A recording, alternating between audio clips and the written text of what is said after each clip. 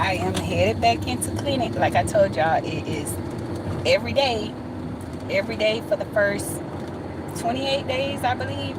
And I'm on day 23 after my transplant. So, the one thing I wanted to talk about is the fact that I no longer have my Prograf with me. I'm no longer attached to the pump. I still have my transfusion. I still have my transfusion. Good morning, Jared Talks. So I still have my line in place just in case I need it, just in case I need to get back on the Prograf. But I am officially off of my Prograf pump. I'm feeling good about that. However, they keep telling me that if I stop taking my medication or if something goes wrong, they will have to put me back on the Prograf pump. Yeah, I know, right? Yay! I'm so excited because that thing was getting on my nerves having to have my IV with me all the time. That's all the Prograf is. It's like an IV that you carry with you all the time. And it helps prevent from a thing that they call graft versus host disease. So that's to help me while my body is trying to fight the new donor cells and the new donor cells trying to take over. So it's just to help with the side effects and what could come with it. So I'm officially off of the bag, off of the pump. And I just really wanted to let y'all know that, but I still have a video coming up where I'm going to explain the Prograf and show the Prograf in detail. Good morning, Yam. I was just responding to you. I was surprised I was able to respond, so I was trying to hurry up and respond while I could. Yes, I can't wait till I'm 100%. My white blood cell count has started going up on its own. My platelet count has started going up on its own. Usually I'm the type where after chemo I need a lot of platelets. I need a lot of platelets, and I need especially matched platelets. But this time with the donor cells, now I don't need platelets. My body is starting to do what it's supposed to do with the new donor cells. And the thing is, his cells are not even 100% grafted yet. So they look at all of that, and on day 30, I will have to go in for a bone marrow biopsy so that they can give me in detail like how much is grafted, if they see any leukemia cells lurking anywhere, or if they don't see anything at all that is concerning. So that's going to be on day 30 and again on day 60.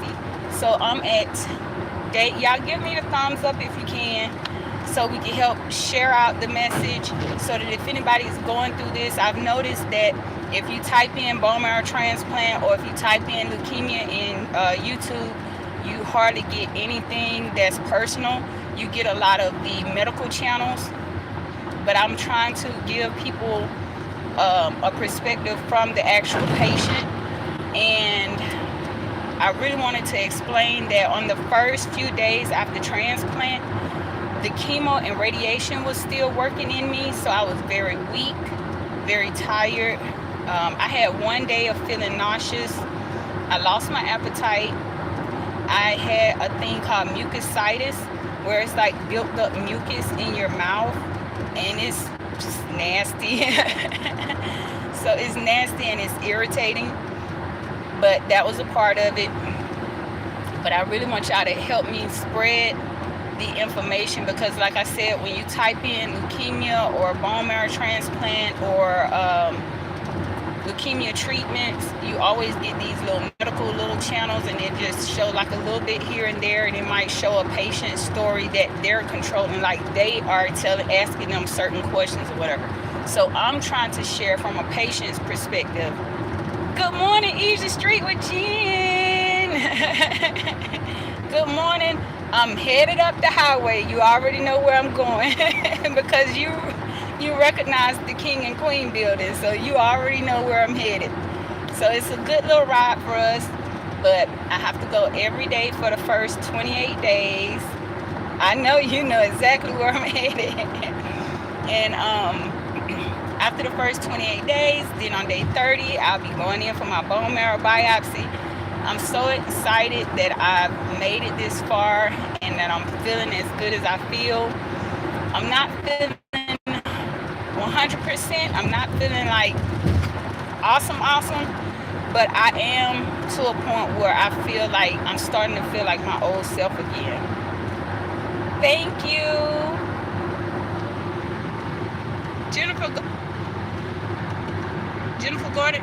Thank you, Jen. I feel better, but like I said, on days, I want to say days 10 through 15, it was really challenging because I was still dealing with the effects of the chemo and the radiation. So, oh, it's no traffic today. It's no traffic. But I was really feeling tired, just cranky.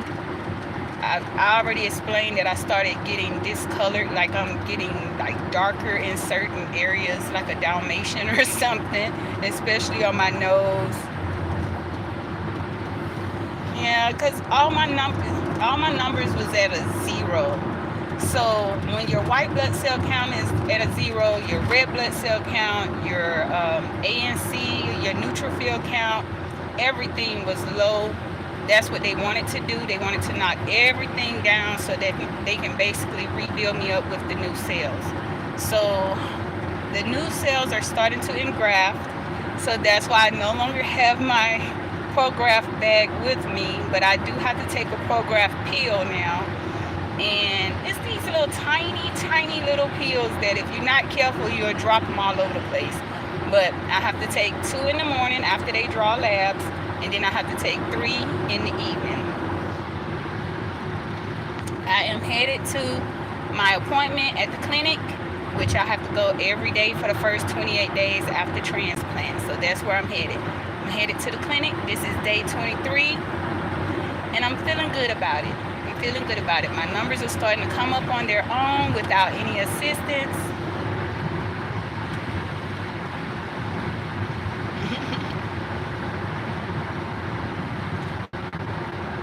Yeah, hit the like button for goodness sake. I'm really just trying to share what it really feels like to be on the other side. Like, I know when you look up leukemia and stuff, you probably see these medical channels pop up and everything with the doctors telling you this is what we do, this is how we treat, these are the numbers, this is the percentage, the survival rate and all that. But from a patient's point of view, I wanted to share how tough it is on those first few days when they want you to come in every single day after transplant and you're at a 0, you're down, you feel beat down, you have no appetite, you have no zing for life, so to speak. One thing that did help me, and if this can help somebody else, then I hope it can. But one thing that helped me was drinking a protein shake in the morning.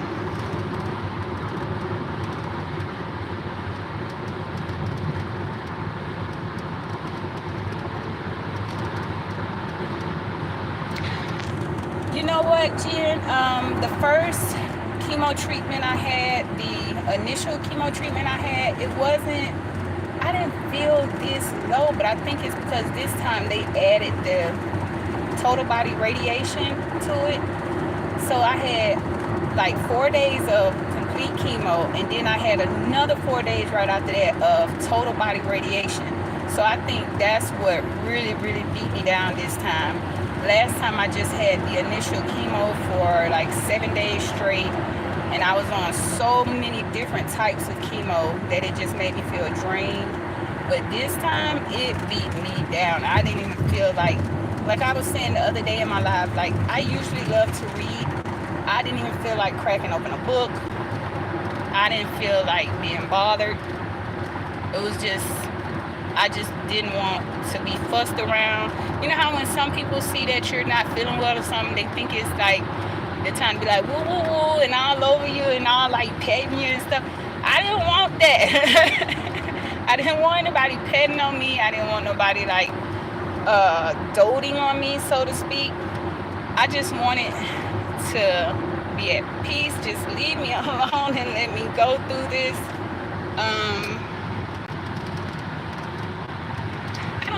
many forms of radiation it is, but I will be honest and say that was my first time even hearing about total body radiation.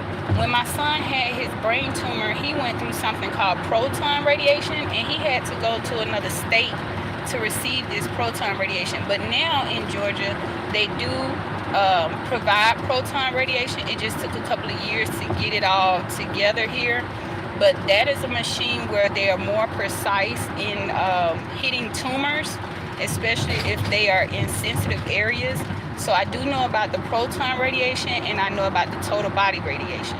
So I don't know how many there are total, but I do know that there are a few different kinds, and sometimes they will give you a choice. Like they gave my son a choice. They asked him, they said, would you like the regular radiation? And they explained to him how the radiation will bounce off of walls.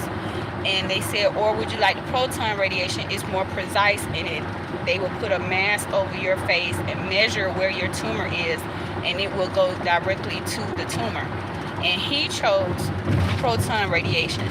So that was his choice. He said he felt confident in it. He felt more at ease with knowing that since it was in his brain, that it would just only direct towards the tumor. So that was his choice as a 17-year-old, and we had his back completely.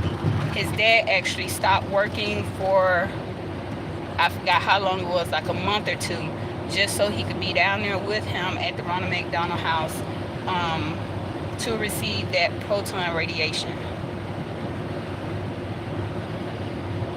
It was, you know what, and going through radiation was an experience. I had to stand in this thing with a glass wall in front of me, and then they put another glass wall in front of that one. They strap you up in a harness, and you stand over like a bicycle seat. And when you hold on, they tell you like, relax, don't tighten your legs, and they tell you that for a reason. They tell you when you come in, make sure you put something on your stomach first. Please make sure you eat something first if you ever have to go through radiation. Don't eat anything heavy, don't eat anything spicy, but just put something on your stomach, because you will pass out. It's literally zapping from you. It's literally taking from you.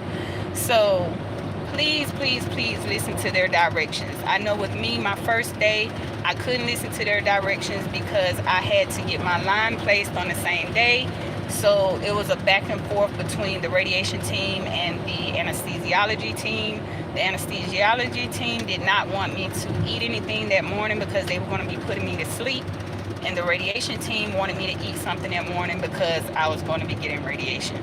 So I had an episode where they had to come in and stop the radiation and put ice all around me and everything. It was scary in the moment, but now that I look back on it, I'm glad that they were paying attention to me, because I was so weak that I couldn't. They tell you that if you're starting to feel some type of way, to wave for them or to like give them the thumbs down or something, but I was so out of it that I just zonked out. So I'm glad that they were able to run in and help me out. Hey, how you pronounce that, King Hove? Hey, good morning, good morning. I want y'all to give me the thumbs up if you can, so we can spread the news about leukemia. It don't matter if you eat salads every day. It don't matter if you work out every day. I was in pretty good shape, and I started to have bruises. I started to have ear bleeds, nose bleeds, things of that nature. And I found out later on that I had leukemia. So please, please, please share the information and let people know that it's very important to get your blood work done. So I said it right, King Hove? Okay. Good morning, good morning. Chicago West, good morning.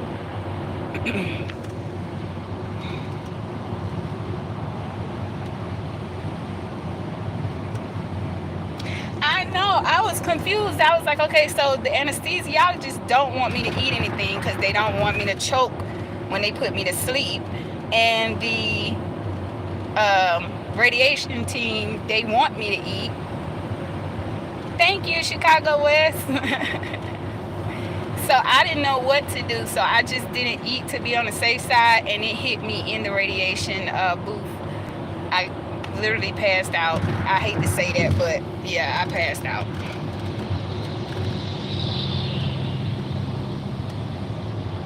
Oh man, I hate to hear if anybody went through that. I hate to hear if anybody went through that.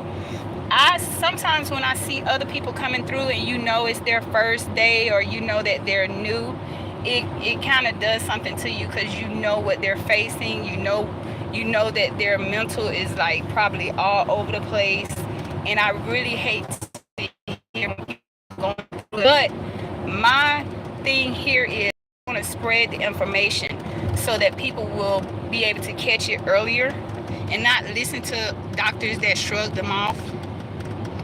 She always ate healthy prior, and I try to explain that to people. Some people tell me, oh, I gave cancer to myself or I did it to myself. No, you have to pay attention to your body and you have to get your blood work done, because you could be healthy as they come, you can eat healthy, you can exercise. If your body is telling you something, listen. If something is going on with your body, get a full blood count, get your blood drawn. Hey, Gwen Michelle. Yeah, because we live in a world now where a lot of people feel like they're better than other people. So that's the way they try to, put themselves out there. Like if you're going through something, you can go through something as a parent and you'll have somebody say, well, my children wouldn't do that. I do this and I do that with my children. Okay, that's fine. But I'm just spreading what I go through, or I'm just saying what could happen. No parent wants to see their child out in the street or on drugs or prostituting or, just an alcoholic, a thief. No parent wants to see their children do that. So to say, but my children will never do, okay, that's fine. You might be dealing with a different battle. With my health issue, I have people saying things like, I gave it to myself, or, cancer is something from God, like a punishment from God and all that. Well, how do you explain people who are young, people who are babies? How do you explain that? How do you explain you going through health issues? Just because yours is not cancer does not mean that you don't have any health issues. We live in a world now where everybody is so judgmental because everybody wants to be seen as the better person, or the one that can do everything right. And I'm here to tell y'all that no matter what you do, you're going to have to face vices in your life. No matter what you do, how you do it, life does not come easy to nobody. I don't care how perfect you try to live. I don't care how healthy you think you are. I don't care if you think you are the perfect child, the perfect parent, the perfect cousin, the perfect auntie, uncle, whatever. Things are going to come your way. And I had a teacher that used to always tell us, it's not what you go through, it's how you go through it that makes you who you are. So if you have somebody coming at you they're always perfect. They always got to make it seem like, oh, my yard doesn't look like that because I do this to my yard, or my house doesn't look like it because I do this to my house. That's the type of person you want to get away from. You want to be around people that can say, you know what, baby, I went through that. And let me tell you what I did. Those are the type of people you want to be around. You want to be around, I like to call them old heads. You want to be around old heads because old heads going to tell you quick, baby, I did that. And this is what happened. Or, baby, let me tell you.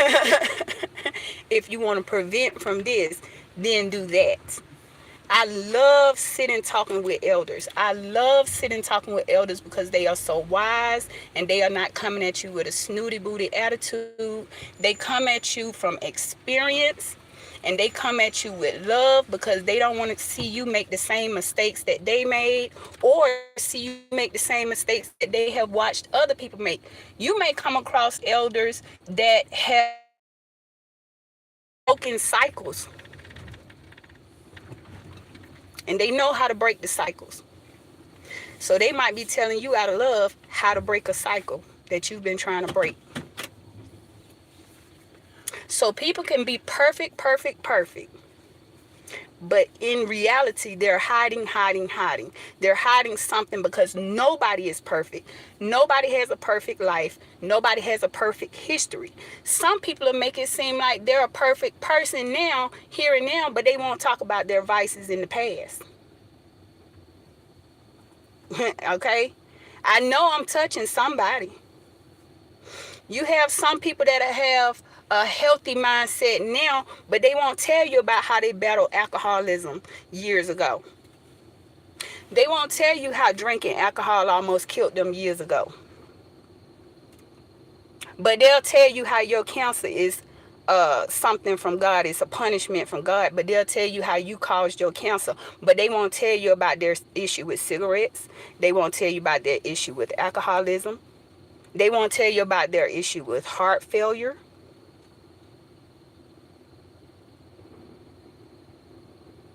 So don't listen to people who are always perfect, and who are always bashing, especially if you're going through cancer. Especially if you're going through cancer. You already have enough on your plate. If you see an inkling of somebody that's just kind of putting a negative vibe over your head, cut the cord. Cut the cord. Because one thing, people ask me, how do I keep smiling through this and how I look so healthy while I'm going through all this? I stay positive. I stay positive. And anything that means me no good, or anything that means harm, anything that's trying to cause any type of conflict in my mind, anything that's trying to make me feel bad for already feeling bad, I cut it off. Anything that tries to down me while I'm already down, kick me while I'm down, I cut it off. I cut off people quick now. If I see you're copying me, hello, talking to somebody out there. If I see you're copying me and thinking that if you just change one word, that's okay, I cut you off. Because that's an energy vampire. That's an energy vampire. And while I'm going through this, the last thing I need is an energy vampire. I'm going to stay positive. I'm going to stay loving. And I'm not going to let cancer change who I am. I always have been an upbeat person. I always have loved dancing. I always have loved smiling. And I always just have loved being me. And I'm going to keep on loving me. I'm not going to let nobody make me feel bad for having cancer. I'm not going to let nobody make me feel bad for going through this. I'm going through this with a smile, and I'm going to remain the same. Hello, name drop. I'm going to remain the same Letitia Renee that I always have been. So there y'all got my real name, Letitia Renee. There you go. But anyway, I'm here, y'all, and I am going to talk to y'all later. I'm gonna let y'all know how it's going since I've been off of the program. And I will let you guys know. Until next time, thanks for watching. Gracias por ver. Adios. Bye.